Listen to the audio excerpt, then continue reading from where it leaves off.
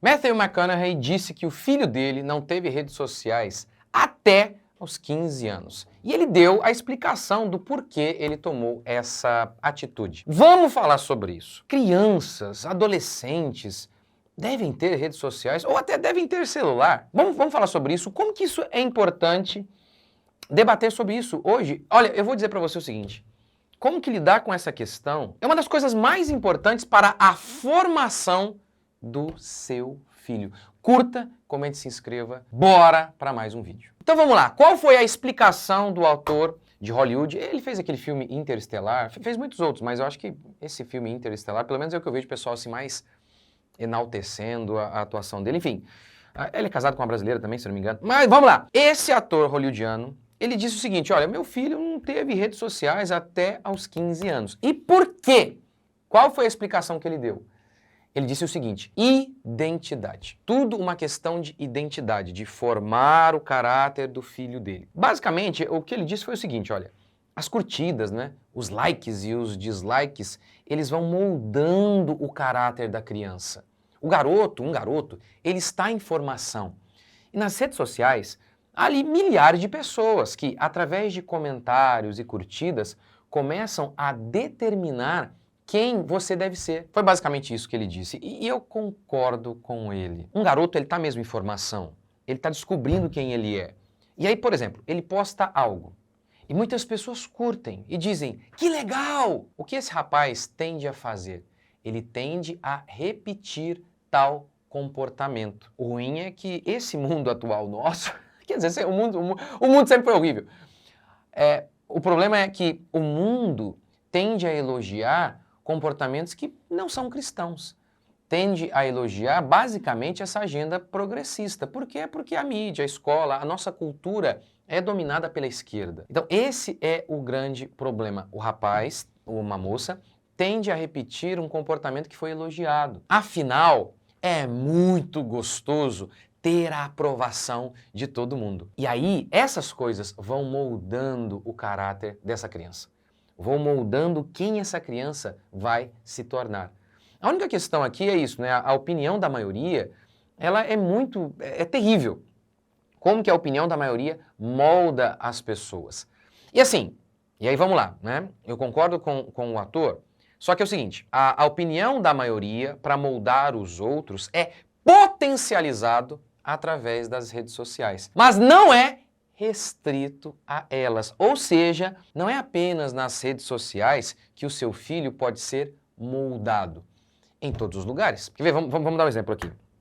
Quando eu era garotinho, eu tô lá na minha casa e alguém, sei lá, um colega, um amigo da família, disse e me elogiou ali, eu estava comendo bem naquele dia, e ele fez um elogio, ó, que legal.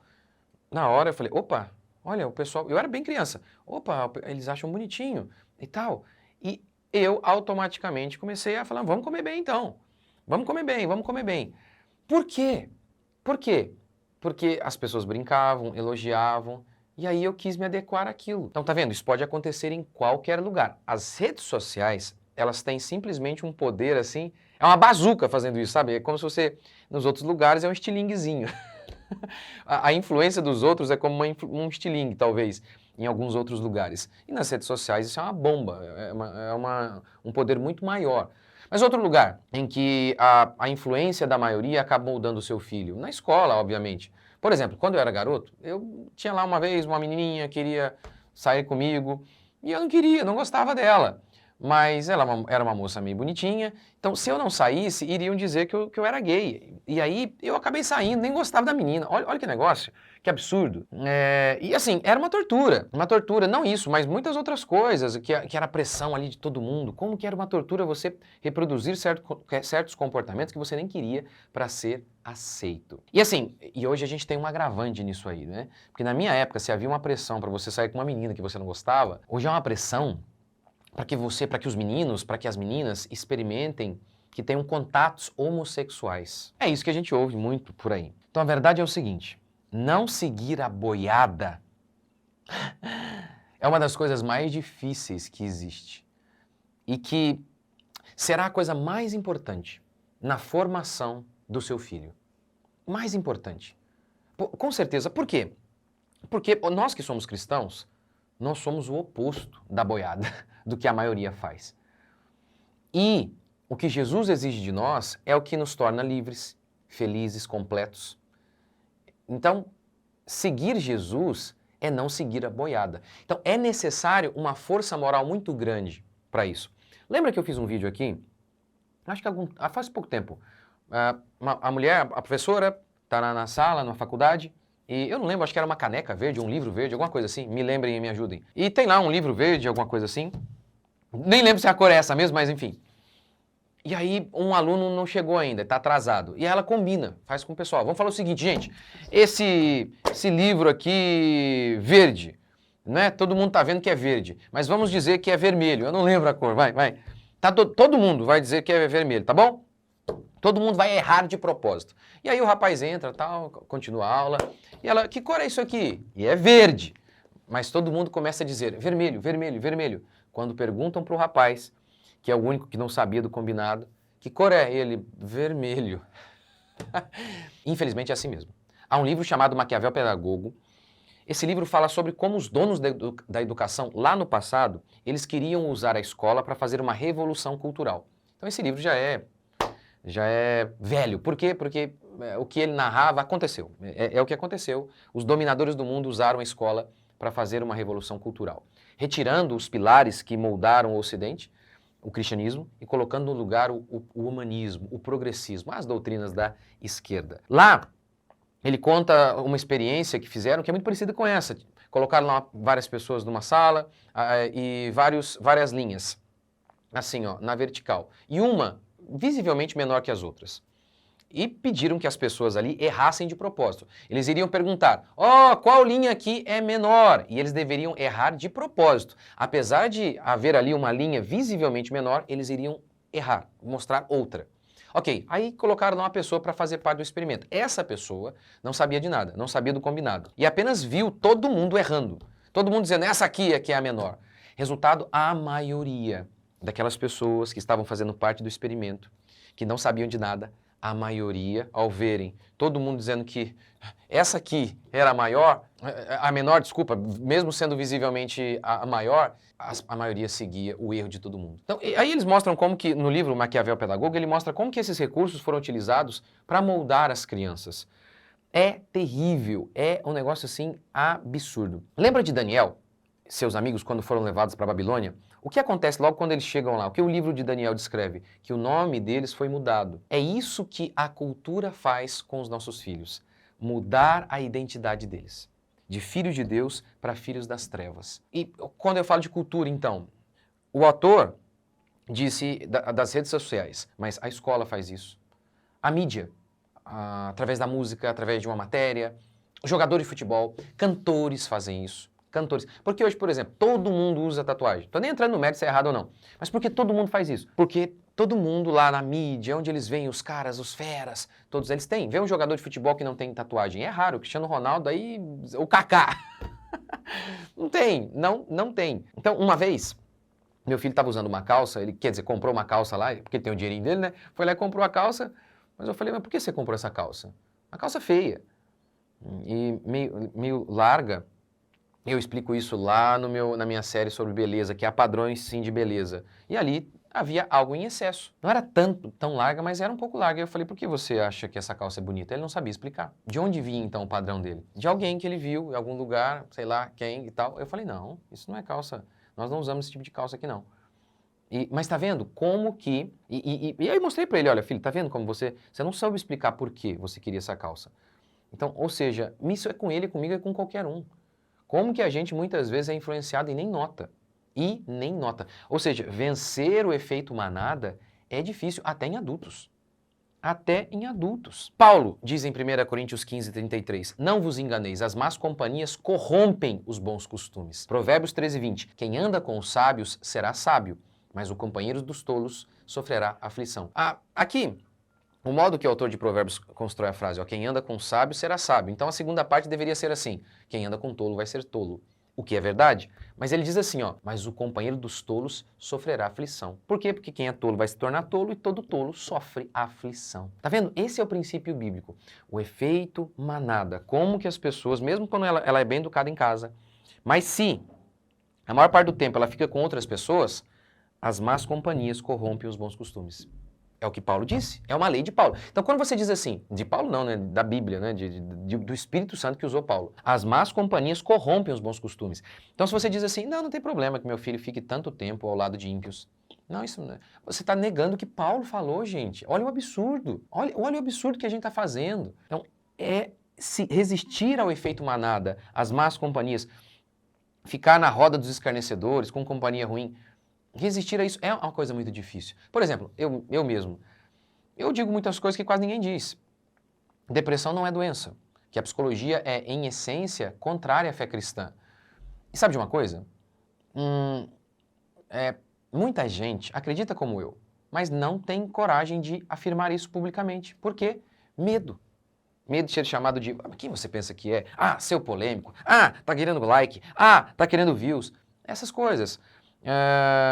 Seu ganancioso, enfim, sua mãe não é homem, o Palmeiras tem mundial, enfim, usam esses argumentos aí ridículos. Eu tô te falando, é sério. Então as pessoas têm medo de expressar as suas convicções, por mais que eles tenham certeza de algo. Por quê? Para não desagradar a maioria. Para não desagradar a maioria. Se até adulto, gente, é assim. Se até adulto, imagine uma criança que está em formação. Por isso, o segredo da educação é tornar o seu filho forte o bastante para que ele seja o que Deus projetou para ele, que é o oposto deste mundo. Isso significa que ele vai precisar ter uma força moral absurda para resistir o estouro da boiada. Aquela boiada vem aqui e o seu filho vai ter que resistir. Todos nós temos. E é necessário uma força moral para resistir, porque essa força da boiada é muito grande. É muito grande. Todo mundo indo para o norte e o seu filho, você, tendo que ir para o sul. Esse é o objetivo da educação cristã. Esse. Não seguir a boiada. Por isso, quando o seu filho é pequeno, ele ainda não tem essa força moral.